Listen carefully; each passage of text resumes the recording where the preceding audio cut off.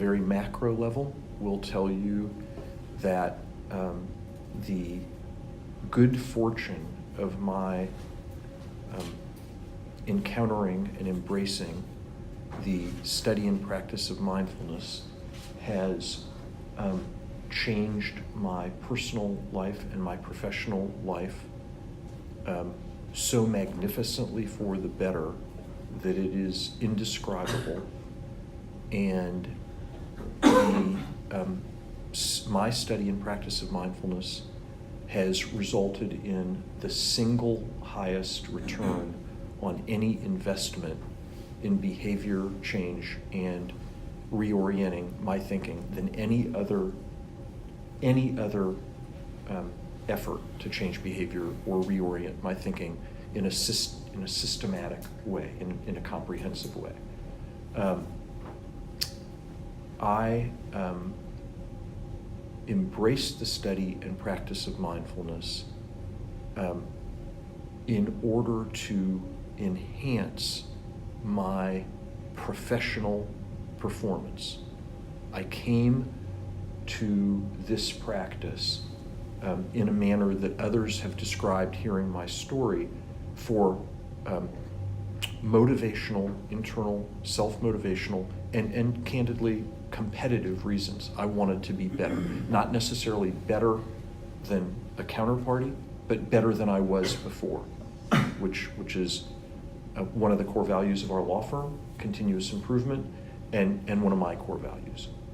And here's the short story, and this is all kind of predicate for the subject of listening, but the short story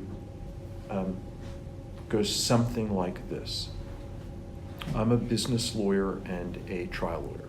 I do out-of-court restructurings, in-court Chapter 11s, and what some people call bet the farm or bet the company litigations. I generally don't do smaller litigations, but I will be called in to do bigger stuff and then work with financially distressed businesses, people who owed money by them, and people who want to buy the companies, a distressed business M&A practice. And I deal with a lot of business people, and business people and others sometimes, well, not sometimes, mostly embrace the notion that knowledge is power.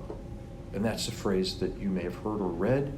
It's been around for a long time. It's often bandied about in political matters too. But most people are not offended by that. It is itself benign. You can do a lot of things with the knowledge that may not be benign, or that may be affirmatively bad, but the principle, to me at least, is not an offensive one, that knowledge is power. So then what I started thinking about was, what is the underpinning, what are the building blocks of knowledge?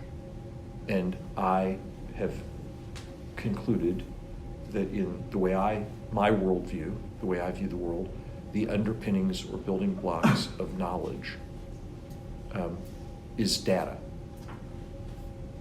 And so I thought, okay, if that's right, then one of the fundamental missions ought to be to become a better gatherer of data. Because if I can gather data better and more efficiently, the data, I'll have more of it, it will be richer, and that will give rise to more knowledge, and the knowledge to advance my goals, which I'm using the shorthand for power, but with no sinister or pejorative or negative implication intended. So my thinking about listening is one component of gathering data. And as Scott said in the introductory remarks, what is it? You're looking for oral input, audio input in listening. But as my thinking has progressed on this subject, and as I've tried to integrate this fundamental part of my mindfulness practice, which is data gathering and listening, it is supported too by this paradigm that I wrote about in the Florida Bar article that I'll summarize very quickly. which is that I divide the world, my world, into these three buckets.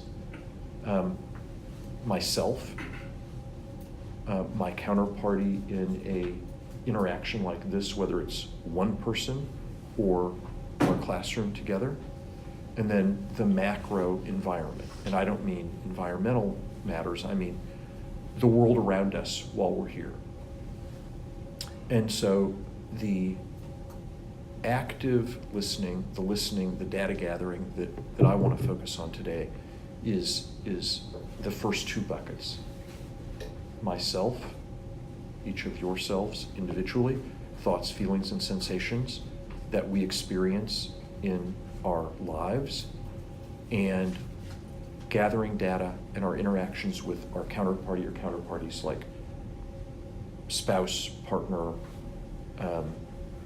fellow student, family member, those smaller, non-macro environmental interactions.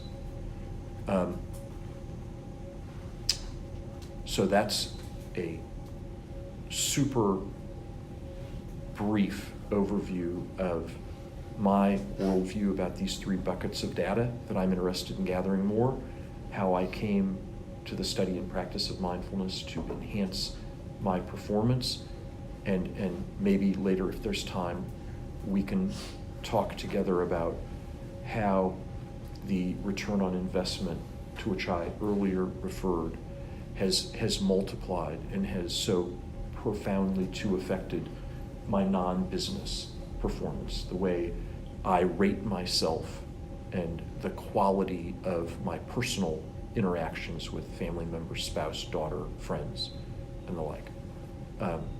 Because that return on investment has been profound too.